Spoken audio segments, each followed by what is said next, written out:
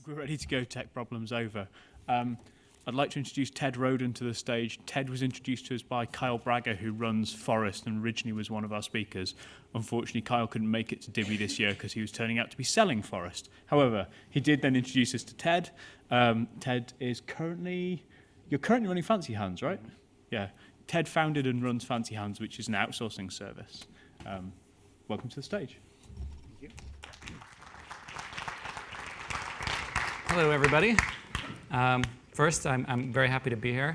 I know Kyle is angry that I'm here in his stead, and I really am impressed by this city. It's an incredible place. I went up to St. James, or whatever the hell they call it now, and had a wonderful time. And it's quite a building and quite a city. So anyway, I need to get started, or else I'm going to run out of time. My talk is called Going Solo. It's essentially about if you start a side project, you have a full-time job, you take that to be you take your side project to become your full-time job, right? It's sort of what I always wanted to do. I was able to do it. There's no real secrets here, but I wanted to talk about it because I think a lot of people are interested in this sort of idea. I did it while having 2 kids and a wife, so if I can do it, it's not too hard for anybody else. So first things first, that's me up there. You might remember me from being over here. I'm the founder of a company called Fancy Hands, which is a personal assistant service. So essentially, for a monthly fee, you ask us to do stuff for you, and we do it for you. It's fairly simple, kind of a dumb name, but again, when I got started, it was a side project. It wasn't going to be my full-time job, and now I meet with important people, and I have to hold my hands up like this so they don't think fancy pants. So when I got started, it was a side project. I was working at the New York Times, and this was my desk at my apartment. I was working all night long and then going back to the New York Times in the middle of the day and repeat, right? So my kids were asleep in the next room. I was working in there. It was long nights. And then I was able to quit my job, and then I had this tiny little office, and now we have a staff, an actual office. We have a sign on the door, the whole 9 yards. So it's not an official thing. We're not millionaires. We're not really thousandaires, but we're getting there. And I sort of did exactly what I wanted to do. And so aside from being a founder, I'm also a person. I live in New York. I'm married. I have 2 kids. I've also been an employee when I wasn't a founder, right? So I worked in order of chronological order, meaning oldest at the top. Company you never heard of, a place called Vimeo. When I worked there, you probably hadn't heard of them. Then I was at the New York Times, probably heard of them. And then when I was at the New York Times, I worked in the R&D group. So we looked at the future of news. And so we built something called News.me, which then got sold to BetaWorks, which then brought me to BetaWorks, which I then left very shortly after to do Fancy Hands. I wrote a book. Oddly enough, it's on the computermanuals.com thing over there. I don't know if those are free or for pay. If they're not free, talk to me. Buy it. And occasionally I speak. So are you guys all developers? Just head nods, hand raise, whatever? Or are there designers in here? All right, great. You guys know Hacker News, Smashing Mag, those kinds of things? All right, just want to make sure I'm talking the same language. That's where we are. That's where we're going. It's going to go very quick. I have a whole lot of slides, and I'm doing that thing where all the words that I'm saying are going to be printed on the slide. I think I'm breaking every presentation rule in the book today. So let's see if we can do it. Check them off the list as we go. I said there was no magic bullet. There really is a magic bullet to sort of going from a magic pill you can take to get from side project to full-time job, and it's that. You need to know how to focus and focus on the right things and things like that. And really, this is the only slide, the only section we need, but that would kind of be a boring talk. So the question is, can you focus on the right things? Can you stay focused enough to get a product out the door? A weekend thing is easy, right? Getting a site up. But can you get a product out the door, something you want to stand behind and say, I did this? Can you focus enough to get from code, get from MVP, as they say, minimum viable product, all the way to saying, pay for this, and I won't be ashamed if you do it. Can you stay focused if there's competition? Whether that's competition, people trying to steal your customers from you, or just mind share, people saying, I'm the better person, or people just being jerks to you, and competitors trying to knock you off your pedestal, or things like that. So can you stay focused on the right things when they don't feel like the right things anymore? This is kind of a hard business. Can you focus on the right things when you know what you're focusing on is now the wrong thing and you need to switch over to something new?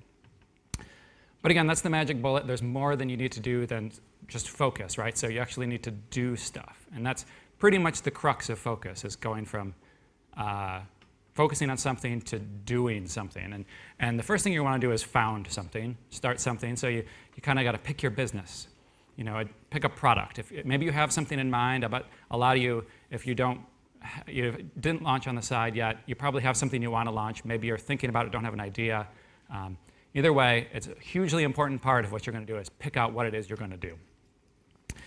And you'll hear a lot of stuff. You'll hear a lot of people say it's all about passion.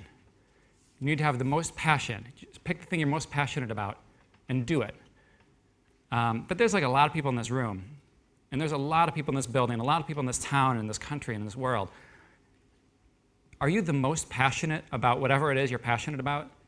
Because honestly, like if I was going to do for a business what I'm most passionate about, I'd probably be at home lying to my kids to see what funny faces I could get them to make.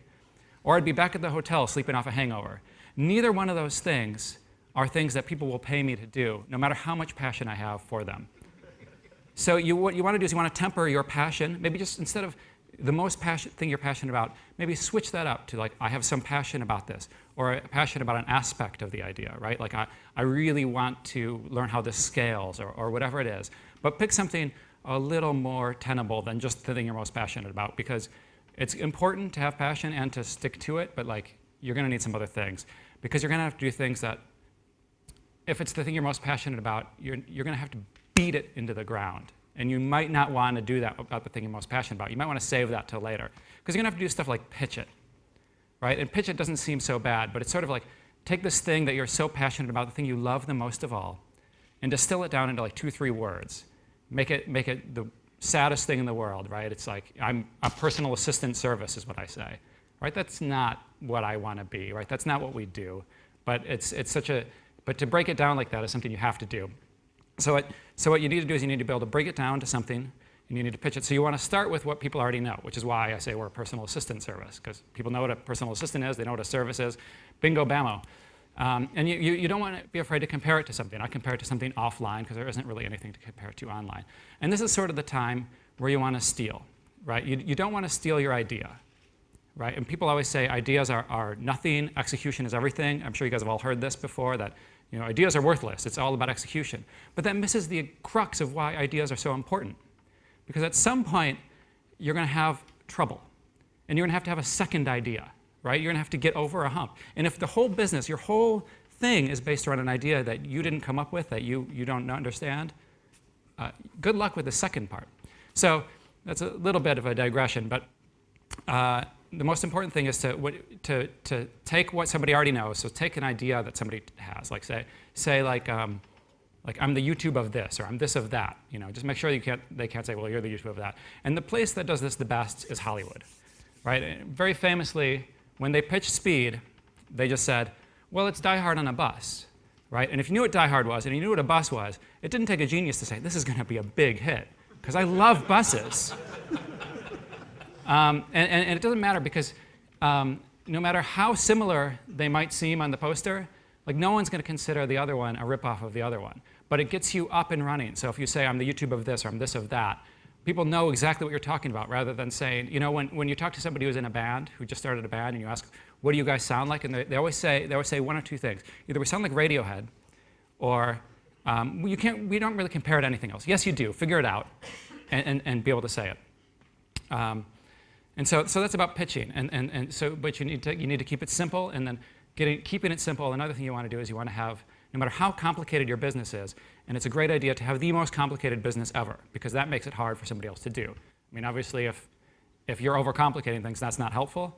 But the model has to be simple. So think of FedEx, right? I could have FedEx come downstairs. I could have them ship this computer to my wife, get it to New York tomorrow, right? And all I do is I give them a couple of bucks, probably way more than that now. The guy goes out and puts it on his truck. He puts it in another truck. It goes to an airport. It gets off the airport.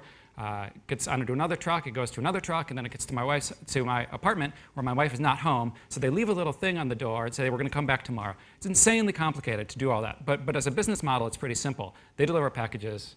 I give them money. They do it, right? It's a very simple model. So keep the model simple. How you take the money in, how that works, keep that very simple.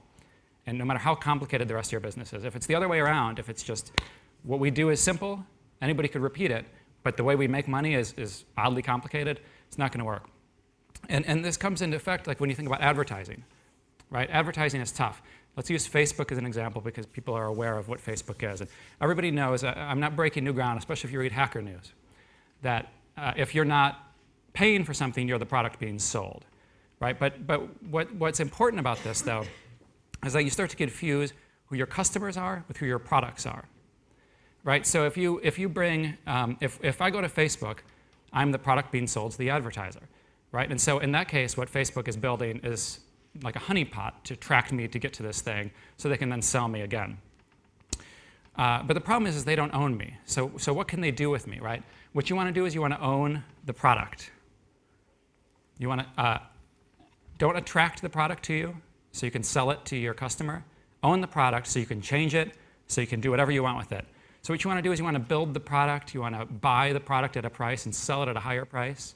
But you don't want to rent it. You don't want to be like the bear who's got the fish coming out of the salmon coming out of the stream, and you're just picking them up because one day those fish are gone and you don't have a product anymore.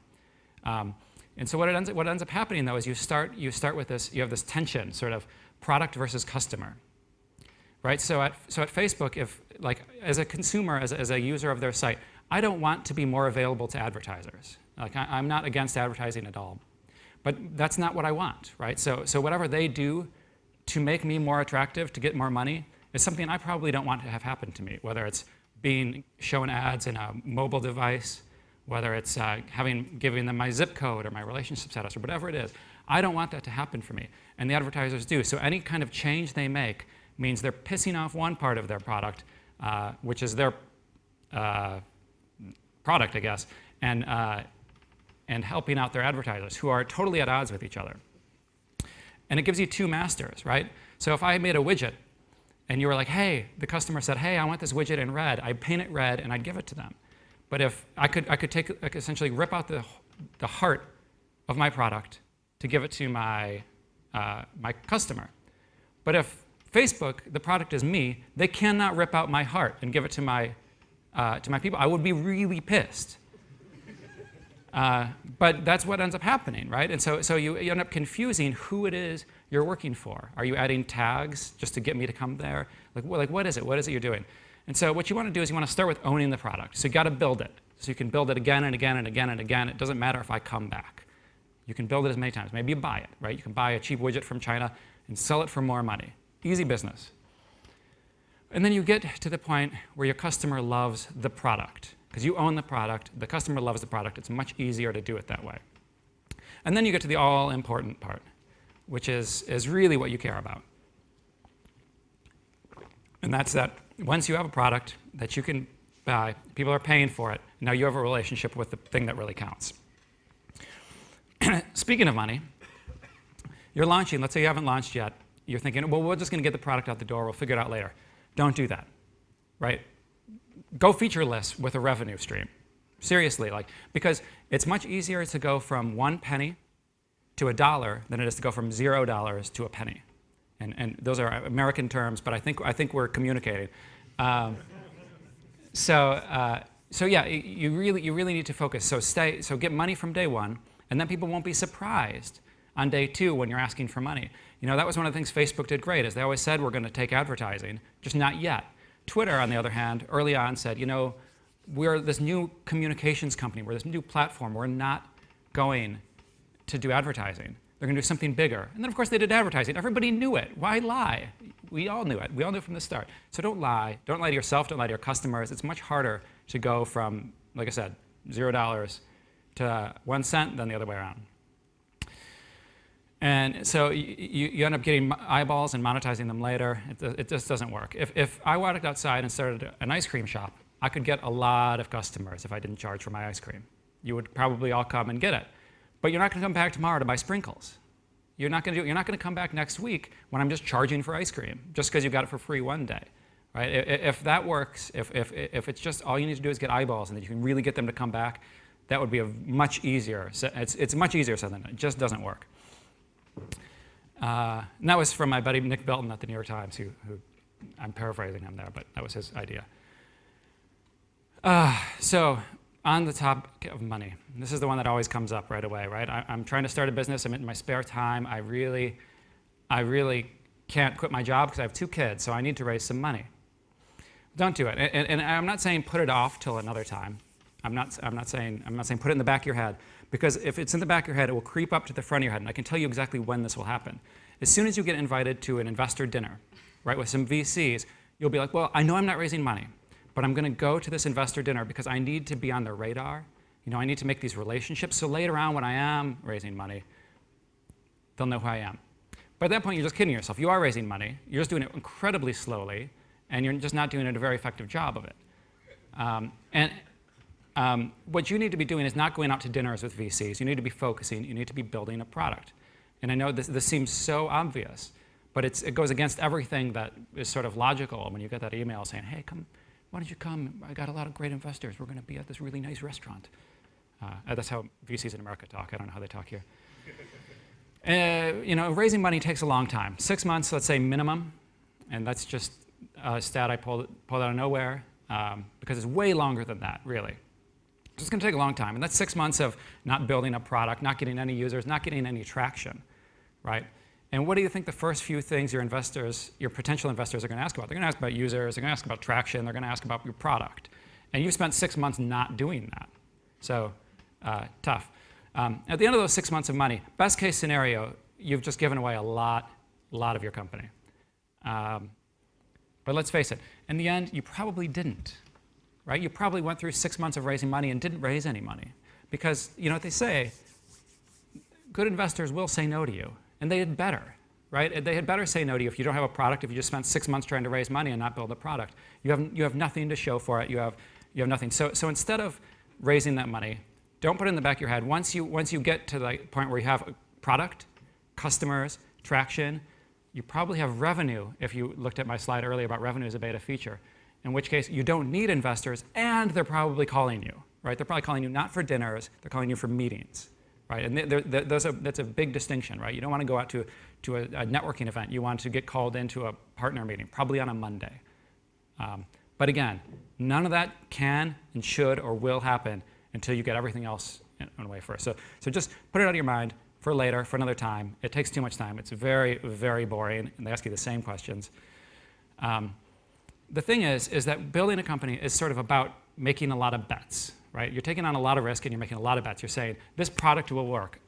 There's going to be customers. And if your first thing you do is say, I can't do this, if your first thing is taking a bet against yourself, you're going to fail. You really won't be able to do it. If the first thing you're saying is, I can't do this alone, I need money. I can't do this alone, I need to find a co-founder. All right, this is another one. This is what I call a big myth. This talk used to actually be called, I've given a variation of it once before, and it was called Screw Co-Founders. And the idea is not that co-founders are bad. It's that if you don't have one, don't go looking. Instead, focus and build something. Because your co-founder is sort of like a spouse, but this person has to be perfect for you, for your company, for the technology, for the time, for every part of it, right? If that's worse than a spouse, right? That's a lot more stuff you have to worry about. So you're going to have some trouble finding it. And a lot of people will say, well, no one will take me seriously. I need someone to get through the dark months, right? Because when you're in a startup, there's these peaks and these valleys, right? And it's during those downtimes where you need somebody to help you get through that, right? But if I brought in a co-founder, right, and the going gets rough, and I rest my head on her shoulder and say, look, it's not going well, I'm really worried, she should fire me, right? That shouldn't be like how our relationship works. She should be like, well, I brought you in here to do something about these things, not to rest your head on my shoulder, and vice versa. I should be fired for that. I should fire back. And a lot of people also say, no one will take me seriously if I'm a one-person company. I heard this a lot, as a one-person company. And my response is, well, why would two be any different? is if it really is the difference between one person and two people coming into a meeting, if the entire size of your company is just one person different, they're really not going to take you seriously at two. Honestly, they won't. So I know you might not be able to raise money at Y Combinator because supposedly they only do co-founders, but again, we're not raising money. We're trying to start a business. So then it comes to working, right? So you talked about focus, about pitching, about all these things. At some point, you're going to have to sit down and you're going to have to start working. And so the first thing you're going to want to do is go out into the hallway and not talk about it, right? Don't go out in the hallway and don't go bounce your idea. Say, this is what I'm thinking about. This is what I'm doing. Please do it to me because I'll get to that later why. It doesn't always make any difference. But don't go out and talk about it. And there's a reason why. Think about when you're running a marathon, right? Your brain has this, there's a psychology in your brain where you say, I say to myself, okay, I'm going to go run a marathon. I'm going to go run a marathon. I'm going to go run a marathon. And I say, Ollie, I'm about to go run a marathon. And now my brain tells me that I started training because I said, I'm running a marathon. I've made this commitment. But my body's going to be like, what the fuck? No, we're not. No, I didn't say that. We haven't been training. We haven't done anything. Because your brain, your brain tells yourself that, okay, well, because I'm talking about this, I must be making progress. But you're not. You're just talking, right? And I know what you're thinking. I need feedback on my idea, right? This is early on. I need feedback. I need to know what people think of this idea. But this is not the time for feedback. You've been maybe looking at this idea for a long time. If you haven't, there's no sense in going out and talking about it, right? You need to look at this idea, because if you go out in the hallway and tell somebody about your idea and that person says to you, in 10 minutes can poke a couple of holes in your plan, one of two things. One, you've already poked those holes in your plan, so you know the answer, so you're just kind of wasting time going through the motions. Or two, you really haven't thought about it enough, and it's not a good enough idea to start going around. You really need to focus, do it on your own. You need 100% focus. And the key here is that you need to rule this idea. People are going to tell you you're wrong and you're stupid, and they might be right. They are in my case. But you need to be able to say, this is how it works. This is how I'm going to do it. I know it. And if I'm wrong, at least I was wrong. But at least I'm not going out there and not trying.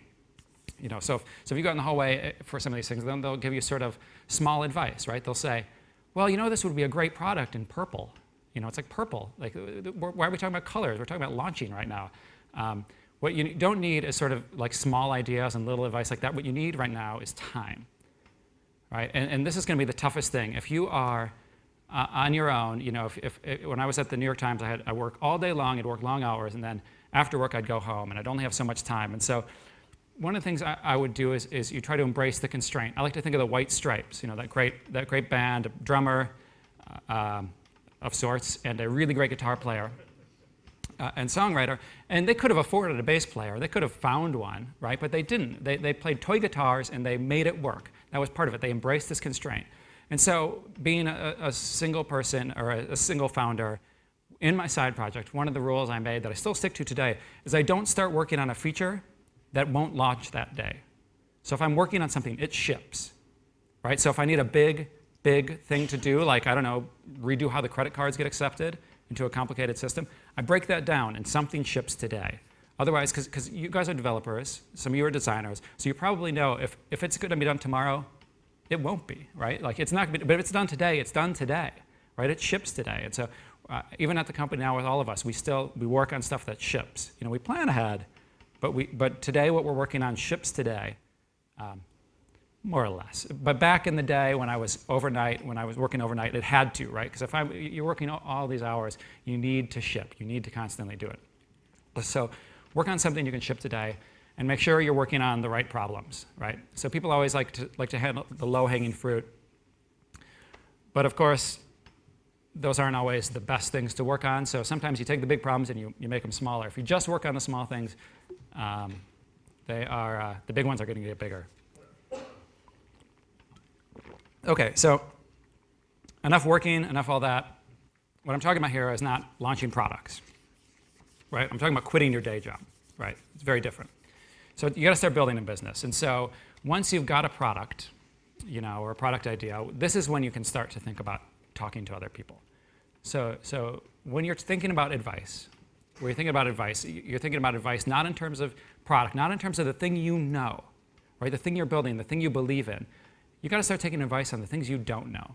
Once you start quitting your job, going from sitting in Photoshop all day or TextMate or Emacs or whatever it is you do all day, and quit your job, now you're starting to do things like sit in Excel, and sit in email, right? All these things that aren't work are suddenly work for you. And so you need to start taking advice. You need to start saying, hey, what about my KPIs or my metric? What are all these things that I need to worry about? And so think about this. Who's giving you your advice? Where do you think you get your advice from now? Where do you go to read your advice? And if it's some blog and he's talking about how he sold his company, that's not advice. That's a guy telling a story, right? That's not advice. That's not for you. That's not tailored. The guy doesn't know anything about you. What he said won't work. It might, but probably not. Where you can find it is you can find trusted advisors. And I know what you're thinking. This guy, he's got some bad facial hair. He openly talks about not going out and not talking to people, so he must be really well connected. Well, I hate to break it to you, I'm not very well connected. So my trusted advisors, what I did is I did what everybody can do. I talked to my old bosses, right? Your old boss, they want to see you succeed. Once you quit, once you leave, especially the previous ones, they like to see you as like a reflection of them. So they want to see you succeed. If Mark Zuckerberg, for example, had had a boss ever, the guy would have been kind of weird, I'll bet. But he also would be so proud right now and would be talking to everybody about it. He would, anytime Mark Zuckerberg needed a question, he would answer it. And so you can start to talk to your old boss and say, hey, old boss, I see some similarities between what I do and what you did. Could we talk? Worst case scenario, he's going to take you out for lunch. And you're going to get a free lunch and probably go out to a better place for lunch than you normally would. So what's the worst that can happen? Right? So ask them if he's not interested, find somebody else. Guy's a dick. So then, when you're thinking about advice and where you're doing all this stuff, you want to ignore what the big guys do. People always, people will read books. You'll see these posts. You'll see these people talk about, okay, well, what books do you read to do whatever? That's not useful for you. They're not working in their bedroom in the middle of the night, right? These guys have funding. They have all these other things that you don't have. So you don't need Zappos customer service, right? You don't need it. So if somebody calls up, you don't need to go deliver a pizza for them. That's what Zappos does. That's what makes them great. But again, you always have to call up Zappos. So how great is that? You don't need a live chat widget. You don't need an 800 number, a sales at my company number. Put your name on the website. You don't need a branded Facebook page, right? You don't need these things. People will tell you, oh, you need to get out there. You need to be doing this stuff. You don't. People don't want to connect with brands. Nobody wants to follow Pepsi, right? No matter what people say, nobody wants to follow a brand. They want to connect with people, right? Maybe somebody wants to follow a brand, but you don't want them around. So people want to connect with the people. They want to do business with people. So put your name on the website, at the bottom of the website. Put your email address on there, your phone number. If you start getting too many phone calls, take it off. If you start getting too many emails, take it off. But those are what are called good problems to have, right? So put it up there. Be a person that somebody can talk to rather than a company that's bigger than you are. You're not very big. There's no sense on being bigger than you're big. And if you start getting too much email, take it off. You might know you're onto something. So how do you know if you're onto something? Well, it's not about like a paid customer because, like I said, revenue is a beta feature. You're probably getting paid customers. It's a lot easier than you think to get somebody to pull out their credit card and pay something, right? It's getting lots of people to pay and keep paying and telling their friends that's harder. So how do you get that to happen? Well, what you need to do is you need to create what they call that oh wow moment. That how did they do that? That kind of thing. Or how did you do this so fast or so cheap or so easily? Or how did you make this thing online that wasn't online before? And that's when they start to say, okay, now I know why I'm paying for this. And once they say, I know why I'm paying for this, then they keep paying. And then they tell their friends because people want to share that thing. And that starts to scale, right? And that's what you can do. And so you need to find out where are people doing this. And so we get some, oh wow, people saying, wow, how did they do this? We get a lot more people saying, this guy is an idiot. But at least we're getting there to that, and that's the important thing to get to is you need to impress people with something, and it's not a jQuery animation, right? This is like the core business. What is it you're doing that's causing people to say, oh wow? But the most important part, and I want to save some time for questions. So how do you take the plunge? How do you go from I have a cushy job to I'm working for myself? Well, you come up with a number. This is the first thing you do. You say, I need a number. And so you could say 6. That's probably not the right number. What you want to do is you want to figure out how much is it going to take to quit. How much am I going to need to make, right? How much am I going to need to get paid to quit my day job? And then how much does my company need to make to pay me that number? And that's the number, right? That's the number. How much does the company need to make to pay me?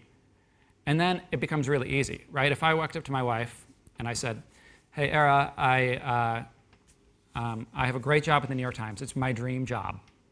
But I'm going to leave and go work on Fancy Hands.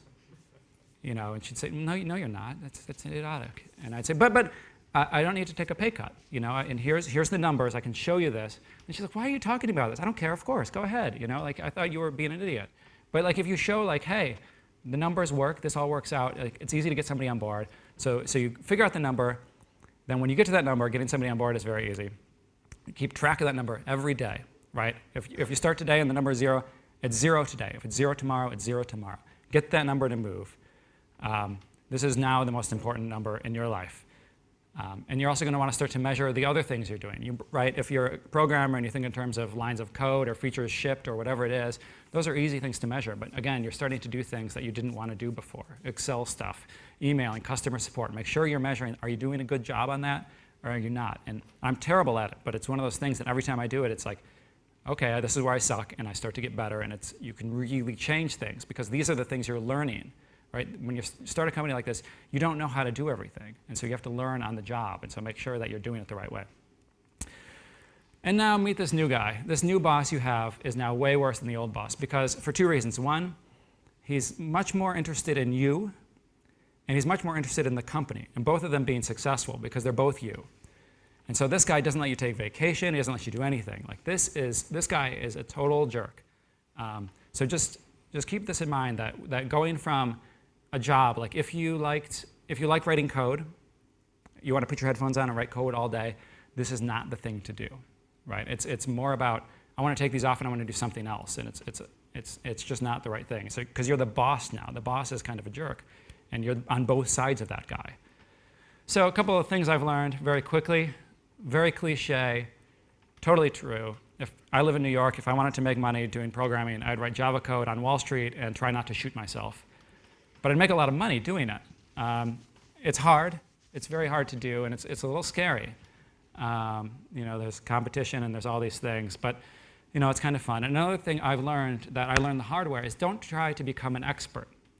Right? Don't try to become an expert. Don't try to come and give a talk like this. I give talks like this, and I understand one thing. This does not help my business. Right? What's happening right now in my business is I have some employees doing something now. I hope they're doing a great job. I have no idea. I hired them, so they should be good. But let's be honest. If I sell everybody in this room, it's probably not a great outcome anyways, right? So it's not. You don't do this for the thing, and you don't want to get to this point where you can. This is probably my favorite tweet of all time. And it's totally true, right? This kind of stuff is easy. You can hit some notes, you can crack some jokes, and you can entertain a room. But at the end of the day, no matter how smart or stupid you think I am, my company doesn't care, right? And that's what I care about right now, right? And I think the most important thing, though, is that you get one shot. I keep mentioning I have 2 kids. I have a wife. When I'm on my deathbed, I don't want to say, what was I doing away for 8 hours a day? Well, I was working for this great brand, and I had this thing that I was working on, right? And it's like I'm away all the time, 8 hours a day. It might not even seem like a lot. That's what we work there. I try to stay to that. But this is 8 hours a day I'm away from my kids, and I want to have to explain, why am I doing this? Why am I away? Well, at least it was my idea. At least it was something, I was working on something for me that I believed in something about it, right? And so when I'm dying and I can tell my kids that this is why I spent the time away, at least I'm not like, well, the New York Times is cool, because who knows what's going to happen then. And the most important, the last slide, the one thing that always gets lost, people talk about startups all the time. Everybody wants to be in startups. But just remember, it's not about starting, right? This gets lost. It's not about the startup culture. It's not about funding. It's not about raising money. It's not about anything. It's about stopping, right? Because it's much easier to start a company than it is to wind it down when it fails, to sell it to somebody else, or to ride it out miserably as you're not making money, but it's doing well enough to not do either of the other 2. So anyhow, that's my talk. If there's any questions, we have a few minutes, I believe.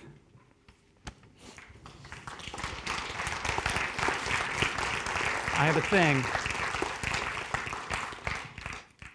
Any questions at all? Hi. Nice. Hello.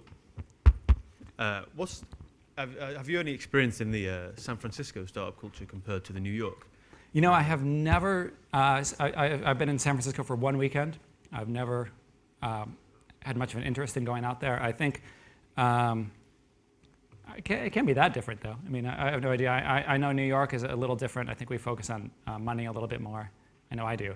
But like I said, I don't consider myself part of a startup scene, period. I'm a businessman running a business that happens to be online, which has parallels to startups. I think of myself not as I'm definitely not part of a scene. So, anybody else? Ali over here. You had a hand up. Throw it. Nice. Would you ever consider developing a product as, say, an autonomous unit of the company that you're working with for your day job if you think they're really cool? I'm sorry? Would you ever consider developing a product as, say, a unit of the company you're working with for your day job if you think they're really cool? I totally would, yeah. And I think if you can do it, I think that's a great place to start. I love sort of minimizing risks as I do it. Like that was why it took me a year and a half to go from launch to quit my day job. And part of that I negotiated to work part-time for them for a while to get some stretch, but I don't see any reason why not to. It's just one of those things that autonomous to them and autonomous to you. You want to work that out. Is that something that, are you on the same page with what that means? But yeah, I mean, I think if the details are right, and all these things are about details, right, that's totally a good thing to do. Do you have one?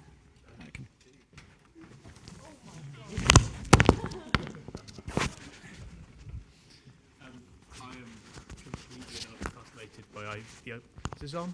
Yeah. I'm completely and utterly fascinated by the idea of not starting features that you couldn't ship that day. Mm-hmm. That sounds completely nuts to me. Yeah. But could you just walk us through like an example of a feature that you can nail in a couple of hours after work and get live? Well, whatever it is that you can't nail, I mean, it has to just become smaller, right? And you just start to be able to separate your work, which is really useful in what's going to come later, which is delegating work, right? Breaking stuff up and making it into units of work somebody can complete. And I'm always fascinated with that too. The way I actually got started is I created this site called Enjoys Things a long time ago, which was a sort of a visual bookmarking site. And I got the idea to do 31 features in 31 days. And it was all of December, and I was blogging the whole thing. I thought, everyone's going to think this is so cool, I thought. I don't know, nobody really cared, but it also was a whole lot of work. But it got me to the point where I could think of like, okay, well, I'm going to launch something. Then you have to be able to separate sort of the design and the development from it. So if it's going to be a huge amount of design work, you have to do that one day, or if it's going to be a huge amount of whatever it is. But you have to start working in pieces. So if the least thing you can do is like push like the reset.css up that you've been hoping to do forever, do it, right? But it has to go up today. And these days it's a little harder, but like, one that I shipped in one day was gift certificate. Like I could buy a gift code, right? It wasn't a ton of work. It's a whole lot of moving parts, but it was just like one of those things that it had to launch in, like I say, like 3 hours after work. But 3 hours after work in these kinds of situations become 6. So it takes a long time, but there's definitely no good answer. It's just a lot of work. Anybody else? Yeah, so when you, before you decided to leave your day job, what was the desired exit from Fancy Hands then? Was it to start a company and have that run sort of forever, or was it, you want to get it to a certain size and get rid of it? Or? To be totally honest, when I got that part started, when I quit the day job, the goal was to quit the day job. I mean, that was it. I wanted to pay my own rent. I wanted to do that. And it wasn't until after I quit my day job and I started digging into the business, looking at the KPIs, looking at all the things I was doing, where I started to realize, like, this could be something bigger. And it wasn't until after I quit that I realized, sort of, one, I got myself into, that it was going to be hard work, and two, that it could be something big, right? That I could have an exit here rather than just ride it off into the sunset. I think early on, it was, you have these goals, right? I want to quit my day job, and that was the next goal, and then so I stuck with that one. I think if you had asked me back then, I would say it would be to write it off, just to make it so it's spinning off cash and run it forever, sit on a beach somewhere, lifestyle business type of thing. But the problem with lifestyle businesses is people tend to say that very condescendingly, and so you get angry very quickly when it's like, it's not just a lifestyle business, I don't mind that. But yeah, so at the time, it was definitely, I just wanted to write it off into the sunset. But mostly the goal was to not have a boss, which again, was not, that's not how it turns out. That's not a nice thing, right, to not have a boss. Your boss tells you what to do, and that's kind of nice. When you're the boss, nobody tells you what to do, and you just make mistakes. So would you think of doing this again? So now you've been through the whole execution process of getting something from idea to launch to sort of being financially viable. Would you want to do it again and again, or is it? Yeah. Oh yeah. Right now, focus, like I said, is such a big thing, and so I'm not focused on the next thing at all. It's like right now the next thing for me is the next goal of the company, and then after that, maybe one day to an exit. But I'd be lying if I didn't say I didn't want to try it again, because it was like it was very exciting, to do, and it was a little scary. But having said that, every day is now exciting and new, so it's the same things. But I would be shocked if this was the last company that I started, and tried to do it again. Hopefully, I don't have to have another day job though. So we'll see. This one go back there too. More a personal side of things, obviously, you mentioned the impact that starting a business can have on your family. Did you find you needed to spend a disproportionate amount of time in that period when you were working the day job and working at night before you went all out? Yeah, well, I lucked out, and I also didn't luck out in the fact that my kids, when I started this, were very, very young. So I have my kids are still very young. I have a 2-year-old and a 1-year-old. And so when I started this, they were babies, like babies. And so that's good and bad in that one, that they sleep a lot when they're that young. So I would come home from work, I would put them in bed 7, 8 o'clock, and then I have 8 till 2 in the morning, where I would go and change a couple of diapers, but I'd be on my own and I could work for a while. These days I do a hard stop at 6. I go home at 6 period every day. I go tuck in the kids, and then again 8 o'clock, 9 o'clock, when they're all in bed, when the wife's in bed, I'm back to work again. And so that hasn't really changed, but that's and it's a big stress, right? Because the wife sort of sees it maybe as that I have to work more, and maybe I do work more. I probably think about it a lot more. But I think hours-wise, I'm probably putting in less. It's just I'm trying to be smarter about what I'm doing. Is there somebody over here? Oh. So you developed this idea. How many ideas didn't you develop? How many ideas did you go, no, that's not the one for me, or I'm not quite ready yet, or for whatever reason? Yeah, so I like I said, it's launching a product or a project is easy. It's starting a business that is where it changes. And so I did that thing called Enjoys Things, which is remarkably like Pinterest, but I would not have been able to turn Pinterest into a business. I wouldn't have had any passion for it. Also, I wouldn't have the skills that they had. They did a much better job than I did.